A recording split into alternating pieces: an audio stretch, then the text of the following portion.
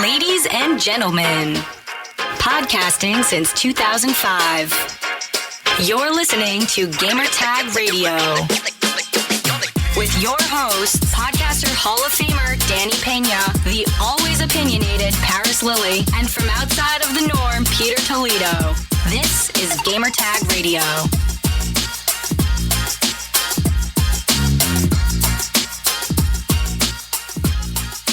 This is Danny Pena, founder and co-host of Gamertag Radio. I just got back from my trip. I traveled to Washington, D.C. for the first time, and this is for the Division 2 press event.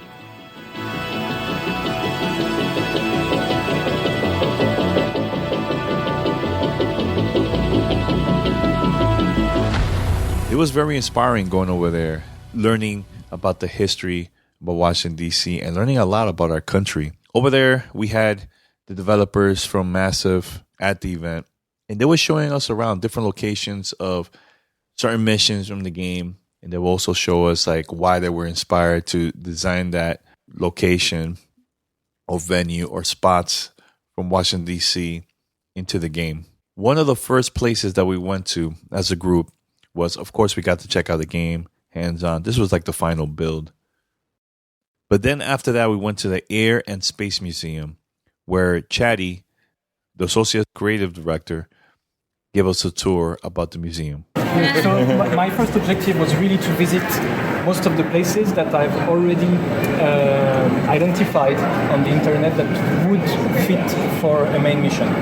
Now, what I was looking at when doing that research, first thing that is obvious is having a building that is big enough to host the main mission. The next part of picking those locations was so it's a process we go through for every single location that we use in the game. We have sort of a three-step process where we first look at what the place is in real life, what is its purpose, what would be its purpose in the days of crisis such as we have in the game, and for the Division 2, 7 months after that, how would they evolve? So when you look at it, first thing, it's a museum, so you wouldn't think that it could be useful for a crisis. But the first feeling we had when we got in that place is that it's like a theme park. You know, a lot of toys around us, and we just wanted to blow those toys. So when you will play the mission, there will be a lot of explosions around the place. I talked with the lady that welcomed us here. She was worried that we destroy too much things, but there's only the space shuttle that we destroyed. We kept all the other artifacts intact. We, based on the research that we did, the whole mall area during the World War II was used for military temporary barracks and ammunition stockpiles. So we decided to make this place one of the government's military staging area held by the JTF, which is our task force that tried to control the situation. And so they started to stockpile a lot of useful materials for them to try to handle that crisis. And after that period, when shit hit the fan and when all the factions started to take over the city, the True Sons took advantage of what was already here, so the military equipment, and also anything that they could scavenge here to turn it into their very own munition factory. And that's where they started to craft some of their weapons, some of very powerful weapons that will be found in other missions in the game. I'm not spoiling the whole story right now. And basically your mission when you get here is to destroy everything that allow them to craft all of those things that can harm the civilians. So actually, the place where the main entrance you went through is the end of the mission where you fight the final boss. So what we did is that there's a whole scavenging area outside where you can see that True Sons have pulled out everything they didn't need after they scavenged the useful part that they could repurpose. So you get into that courtyard, you infiltrate the building from the basement, and you get inside the building from the first hall over there that is closed, so you didn't visit it today. But now the flow, after that, the flow takes you through that exact catwalk here. There's a very exotic part before that unfortunately you hadn't a chance to see today, which is the planetarium. And the planetarium is a nice part of the mission where you get a very different feeling because you still have all of the audio of the show that is running. You have all the lights, the stars around you. So it's a very nice part of that mission that I like very much. And then you come here, you go down, you destroy all of their workbenches, and you do the final boss fight in the main. So the building is recreated on a 1-to-1 scale. I think it's one, like, all of them are recreated 1-to-1, but we had to take more or less liberties with other places. This one is, I think, really one of the places that is the closest to reality. We managed to do that by bringing in the team, taking a lot of pictures, even of the carpets, of all the different materials, trying to stick as much as possible to the reality.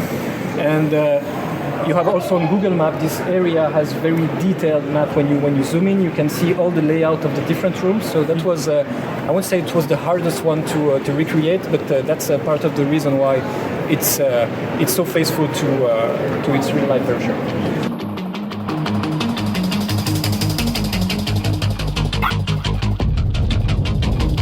But that wasn't it. Right after that, we also visited an artist, a graffiti artist, that is also from Washington, D.C. He was also part of this project and worked on a lot of graffiti in the game. And they show us the studio. They give us a studio tour. You got to see like all his paintings. And it was very cool seeing this because, you know, I'm a huge graffiti fan from way back, you know, part of the hip hop culture. And it was good to learn about other graffiti artists outside of Miami, outside of New York City. And there was an introduction about him and why he was involved in the game.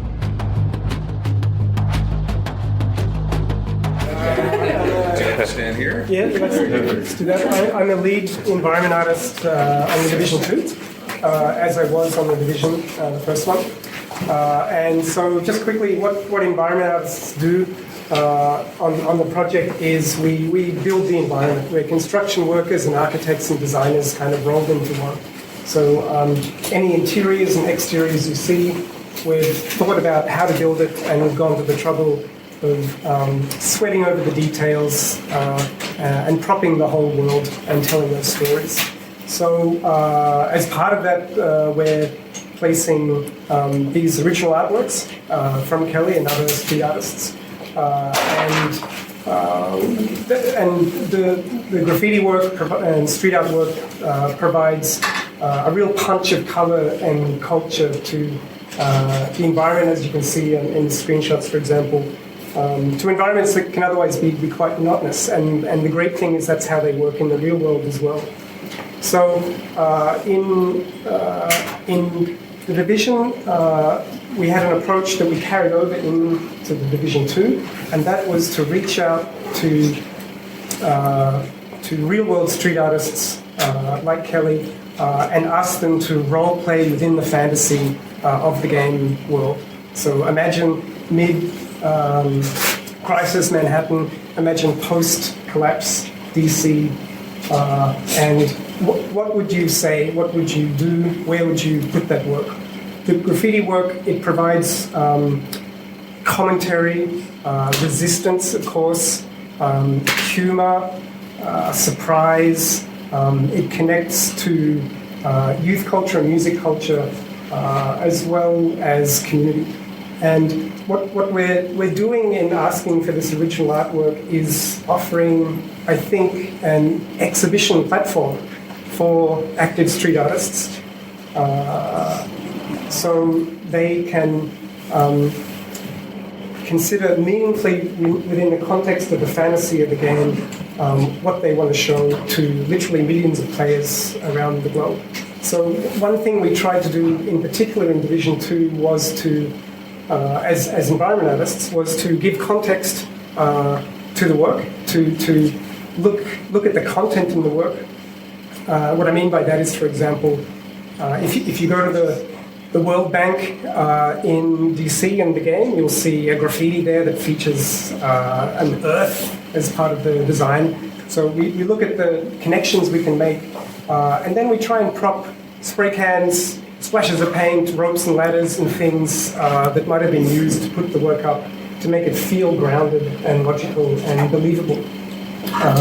So the division began its story in New York City, and as a natural outcome of the research that we do into these projects, we shone a spotlight and gave special attention to graffiti and graffiti artists. Because that's such an important part of the cultural history of that city and the visual landscape. So these things are quite different, of course. I mean, most cities are compared to New York and graffiti. It's quite unique there. But I think, as Kelly will probably talk about, there's still a very interesting history of community murals and the like here in DC. And we tried to consider that in our representation of graffiti in Division 2 by, as I was describing, you have this bright, fresh punch of colour and culture with the new work versus slightly faded wall murals that have been starting to be reclaimed by the kudzu and the natural environment pre-pandemic DC. Enough of me. Kelly Taus, Director of Wow DC, International Graffiti, Street Art, Music, Cultural Festival. You can follow Kelly and all the usual suspects online, and take it away. Thank you. Really, thank you for honoring me and letting me be in the game. Like, I'm really, really ecstatic. Like, that's to say it very least. To get that kind of exposure and on that level and to like just be in front of millions of players is really, really huge, and it's profound. And like, it means a lot to me, especially as an artist coming from DC, because like you said, like there's New York culture and there's all these things, but like New York and San Francisco and anywhere else in the world, they have these monoliths of graffiti and street art and everything like that. In DC, we're kind of like, we're the underdogs, as it would be. Like, we have Pretty Blank Slate. You guys have been out around a lot today, and there's like not much, and it's not that people aren't going out and doing it. It's just that there's that culture of things that are going on in the city, and we haven't really, I think, become a metropolitan city until the last like kind of 10 years. It's really been a kind of a weird renaissance for us, as it would be, because in the past 20 years, we used to be like murder capital. It was really crazy. Like, I've been in DC proper for 20 years, and like it's completely flipped on its head. But that being said, the flipping gives us new canvases and new things, and I've seen that as great opportunities to jump in and become, you know, a voice for my community as it is creatively, if I can. So that being said, I am an artist first and foremost, and then I actually became director of Powwow DC. We are a sister festival of Powwow Hawaii. Powwow Hawaii started around 10 years ago in Hawaii. They literally just popped off this February. People like Shepard Fairey, Logan Hicks, Howard Awesome, they were all there crushing it. And then we have festivals in Japan, Taipei, Rotterdam, we're picking up Venice, Valencia. So we truly are an international mural festival. But it's the best thing in the world for me because our whole goal is to beautify the community. Much like in the game, we do as the best as we can to make it better, and that is the simple purpose of it. That being said, selfishly, I get to bring my idols, my peers, the people I get to work with to the city to let them put up such as that they're like on blank walls, or even a lot of the things that I can't get brand new buildings. I get buildings that are being torn down, that are busted up, and literally we'll get them for like 3 months and boom, they're gone. But it's pretty much the act. It's the act of creation. It's the act of working in here, and it's the act of bringing our community together to celebrate something beautiful. And that's really how I fully see this and come back to this, is that where all these people go and they're gamers and they have this great giant culture. It's the same thing as DC. It hasn't been a real giant long time that gamers have built up this community. Like, realistically, think about it. Like, what, 10, 12 years? How many people have had headphones and been able to talk to other people around the world while they're playing? It's insane. It's the same thing with Instagram and all these other people. So being able to share their culture, being able to work together and progress is something I'm really, really proud to be a part of. So we started a very early tour, and this is a guided city tour. So we went all over the place. We went to Lincoln Memorial, Washington Monument, the National Archives, and a couple other places too in the city. So here, before we went to this spot, to the Lincoln Memorial. They took us the day before. They took us to the U.S. Capitol, and that was a very inspiring tour for me. I had a great time going to that tour, right? And one of the moments that I realized I need to ask Julian about this. They took us to the Capitol tour, right? And then there was the balcony where, for those who don't know, every time there's a president inauguration, the president always comes out through there and speak to the people during the inauguration. And we walked through the balcony, and when I got to see the vision, like the view, when I got to see the view of the balcony, I felt like that was like a very powerful moment. Like I can imagine a president walking through here and seeing that now you are president of the United States of America. So when we went to the Lincoln Memorial, Julian and his team had a little introduction there, and then I had a conversation with Julian about this. But first, I want to play you the audio of them talking about the Lincoln Memorial, and from there, we're gonna sit down and talk to Julian.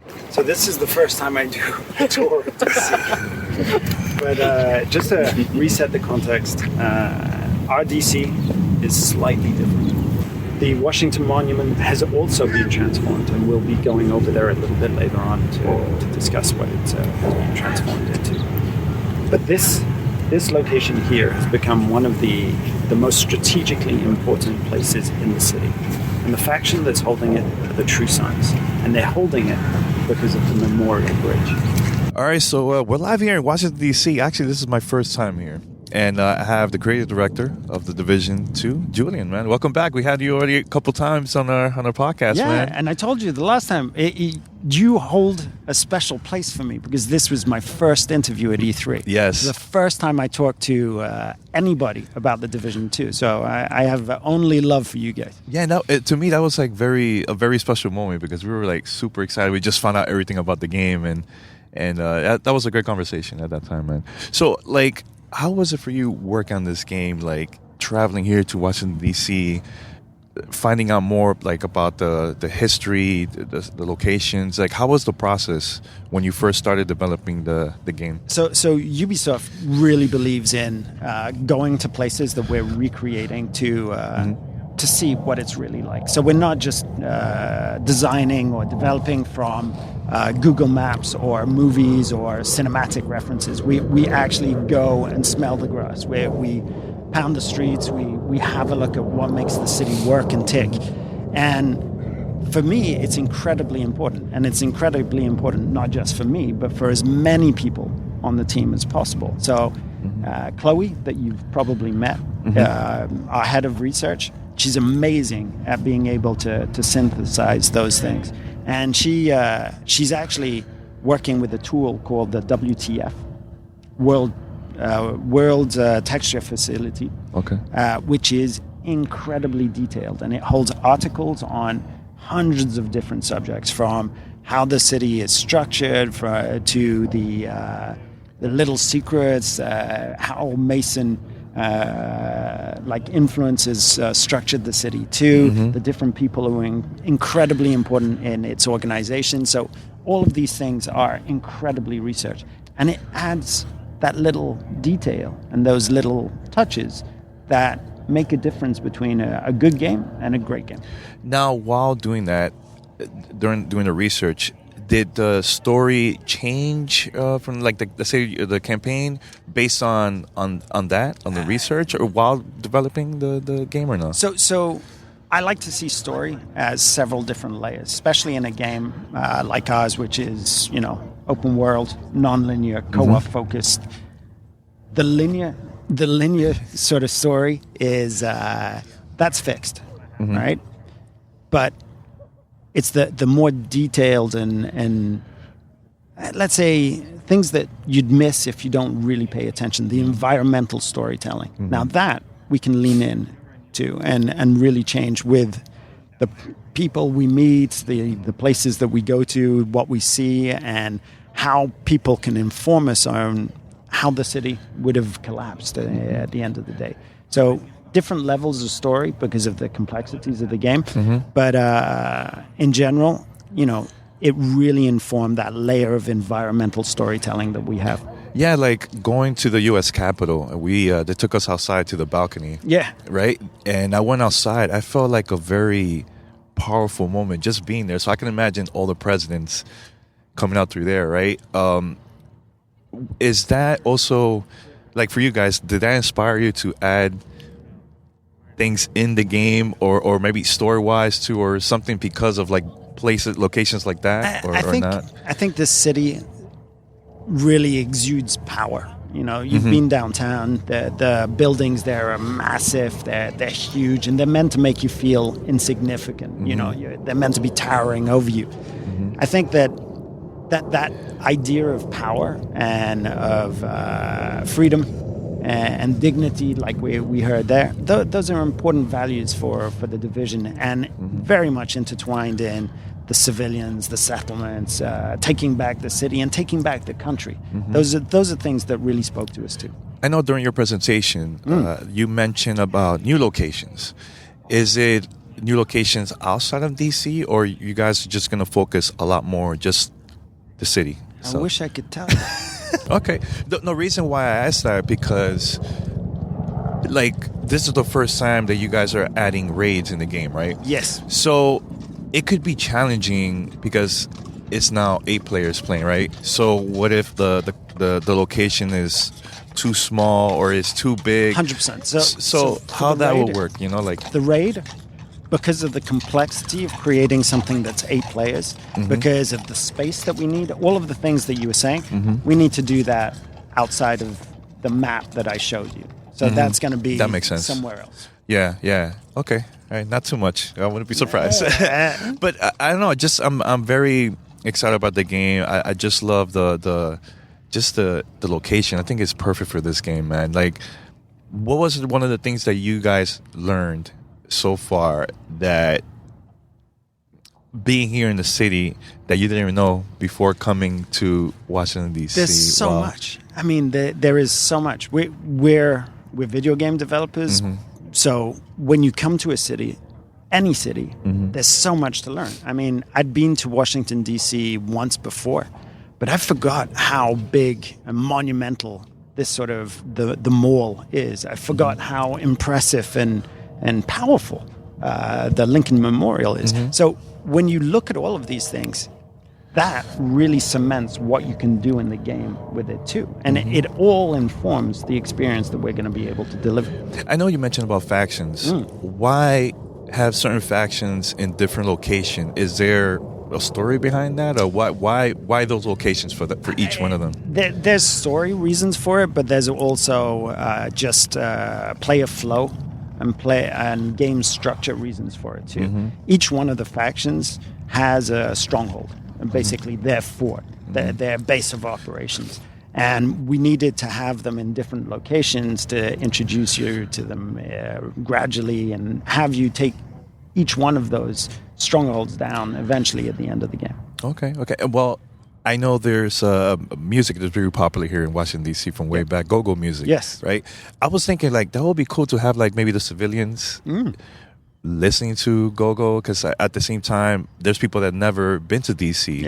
They will learn the history about the music culture here and everything. Do you guys thought about that? Like, so are you talking about something like in one of the settlements when you upgrade it? They in the basin, or it could be also in the basin operations too. Like, why not? Like them listening to the radio, because or even maybe picking up instruments and starting a band. Yeah, right. That would be awesome.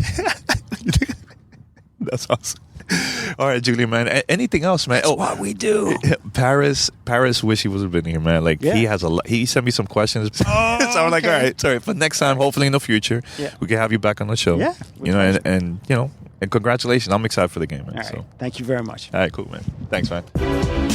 Send us your feedback or questions. Give us a call at 786-273-7GTR. Email us at fanmail@gamertagradio.com or leave a message on speakpipe.com/gamertagradio.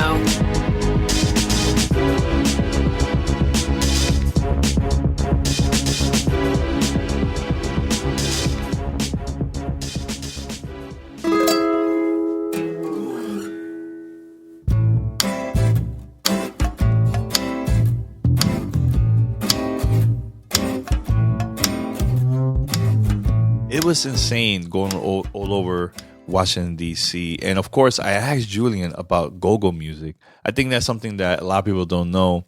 This genre of music was created like over 35 years ago in Washington, D.C. I heard about this when I was in high school at that time. So it was very cool that they ended the whole press event at a winery where a band was playing go-go music for like a good 40 minutes or so. And it was a lot of fun. I was there with Andy and Renee from What's Good Games, the Ubisoft team, massive team, other podcasters, content creators. It was a lot of fun. So I'm going to play a short snippet of go-go music because it's also in the game. If you listen to the conversation I had with Julian, I asked him about that. I could have sworn it was a bank right here on V Street. I guess that's the bank. It looks dank.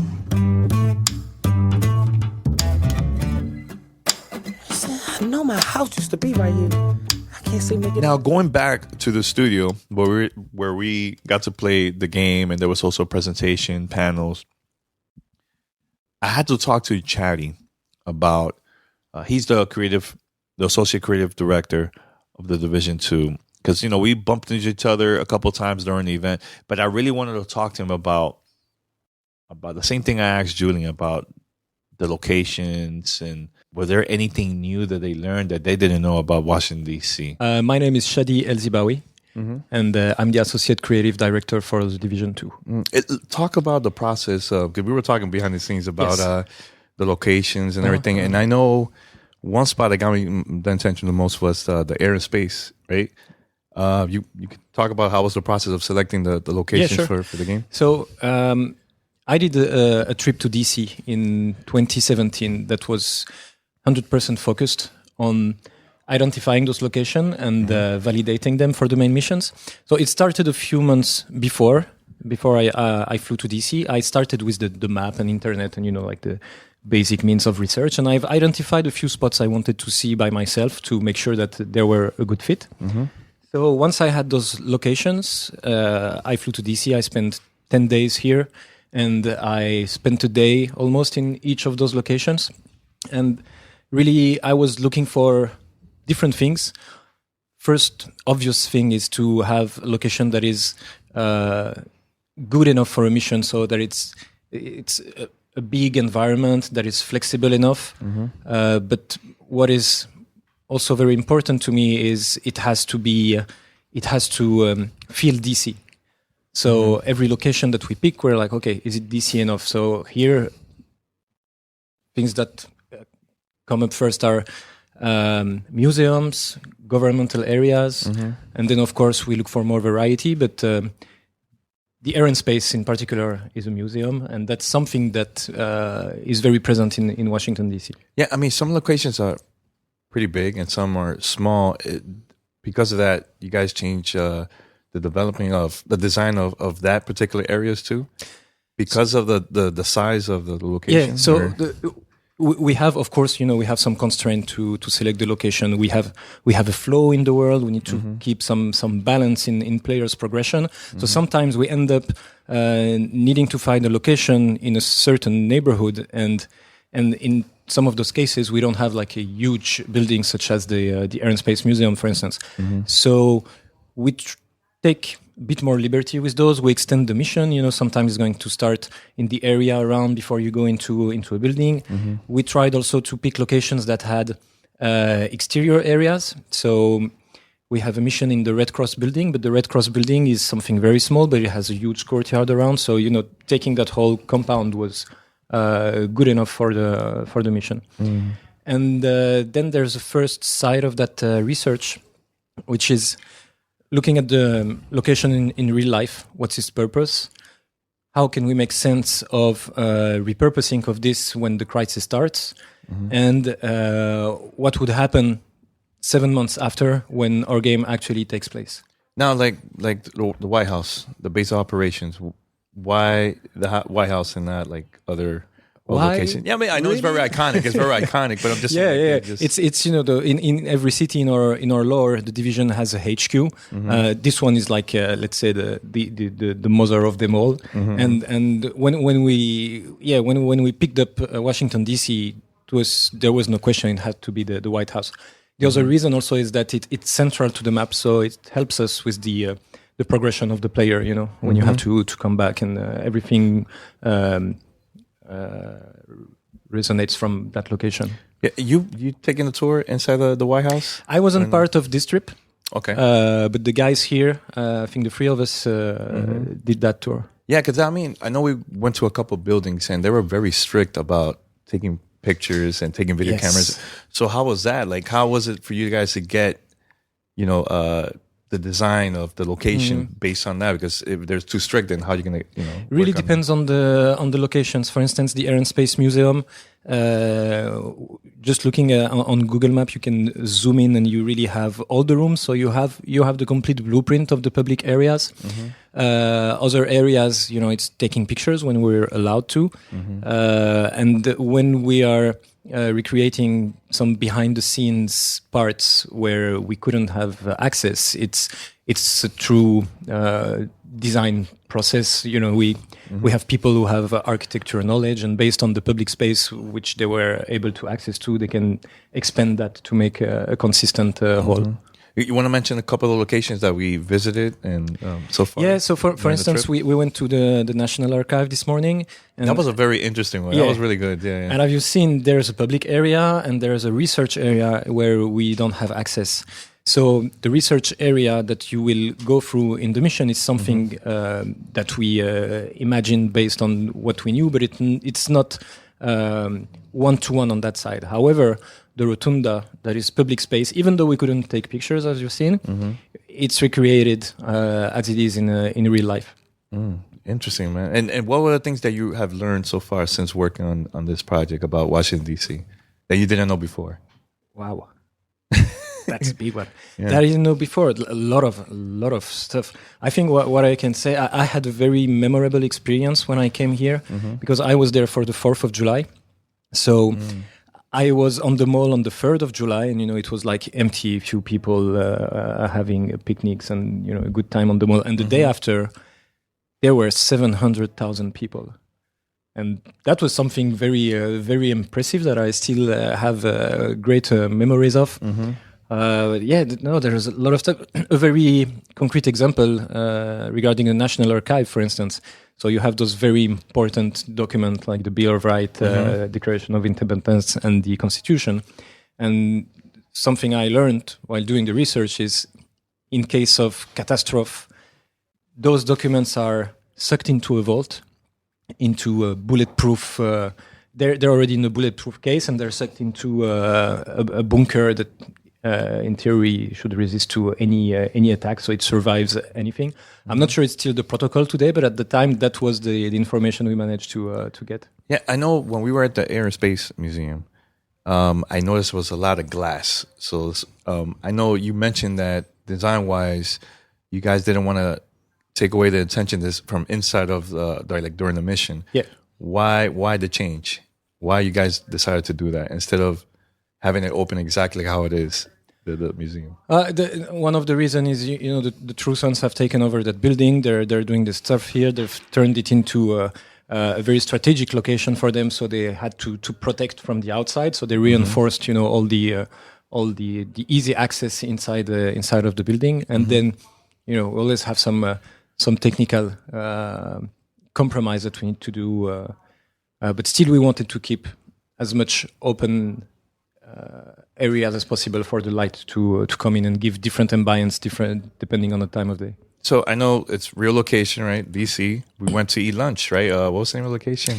Ben's Chili Bowl. Is that in the game? If I walk through, would I? No? Okay. No. All right. I was curious if we will see that. No. This one is more like part of the culture of DC and all that research that we did, meeting with musicians, artists. But we have others. There is a very famous place that is right across the Ford Theater, which is the Ford Theater in our game is one of the civilian settlements. In front of it, there's a place that is quite known in the city called the Lincoln Waffle, like a breakfast dinner place.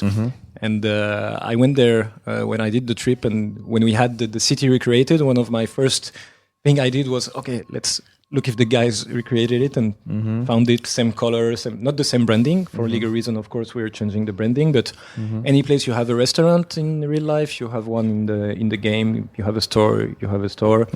You can really have a direct comparison, even of the architecture of the buildings. We try to stick as much as possible to reality. Now, the dark zones, they're in a totally different locations in Washington D.C. Why you guys decided to choose those low locations for dark zones? So there are two reasons. One is very practical. In the first game, the dark zone was a huge area that would split the map. And, it was the first game, and you can always improve when you do sequels. And we realized that it was not the most... It didn't help create the most fluid progression for players. So having them a bit more on the sides of the map allow us to, when you will progress during the campaign, you will get introduced progressively to those dark zones, because you will always at some point come close to them, and that's when we'll have introduction missions to try to push you to explore those locations. And the other reason, which is a pure design reason, is we get variety from those locations. As they're quite far from each other, and the city is very varied. So we just benefit from the variety of those locations in terms of ambience, of gameplay. So that was really a win for us. I don't want you to say much because I want to be surprised, but was it the same thing when you guys started working on like raids? It was the same process too? Like, okay, we got to pick like the right location for this that makes sense for this, because, and I had this conversation with Julian, if the location is, let's say, small, and there's 8 players, it's not going to make no sense to have. So how was that process? Like, we have to select without naming what it is or anything like that. I want to be surprised. Yeah, actually, you have hints of it in one of the latest trailers that we released. Well, I'm actually driving the team in Annecy that is designing the raids, and the process here. One of the thing I wanted is to come up with first a location that you've never seen in the Division. So something that is completely different from what you would see in the first game or even in that game. And then, of course, as you said, we have 8 players, so we need a location that is big enough. Everyone is expecting, when you say raids to people, there are things that comes to your mind, mostly epicness and exotic mechanics and new things that you didn't see. So we really wanted to make sure to hit all of those notes. All right, just want to say thanks. It was fun. I've been having a great time this trip, man. And plus, at the same time, I learned a lot about the progress. How was it like developing the game, picking the locations and everything too. So it was cool. Cool, man. Thank you. All right, cool. You're listening to Gamertag Radio.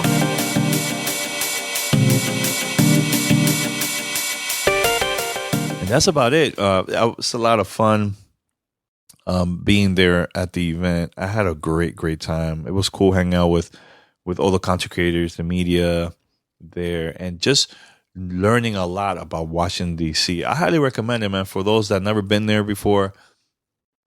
Go over there for a couple of days, check it out. And also, if you get the chance, go to the historic Ben's Chili Bowl. Oh, my God. That food is amazing. We went there during lunch, and it was really cool going inside. You get to see all those pictures of celebrities, presidents, politicians, just people from music that had been there and also ate at that place, Ben's Chili Bowl. Highly recommend it. His wife was there, and she spoke to us for a good couple minutes, and she gave us a little history about the restaurant, and also she told us, like, once you guys are finished eating, go outside and check out our graffiti. There's a lot of history there too, so it was very, very cool. And that's about it. Just want to say that there was a lot of fun recording this during my trip. Shout out to the Gamertag Radio listeners that live locally or near Washington, D.C. I did a quick little meetup over there, and that was a lot of fun. We talked about about the podcast and just the gaming community overall there. And it was a lot of fun, man. So that's it. I'm going to wrap it up here. Head over to gamertagradio.com, post your comments and feedback, and also listen to our past episode If you get the chance, subscribe, post a review. We're everywhere. You can find us on Spotify, TuneIn Radio, Apple Podcasts. We're everywhere. Just subscribe and share it with your friends. All right, until next time, I'm out. Take care. Bye. Thanks for listening to Gamertag Radio. Be sure to like us on Facebook and follow us on Twitter.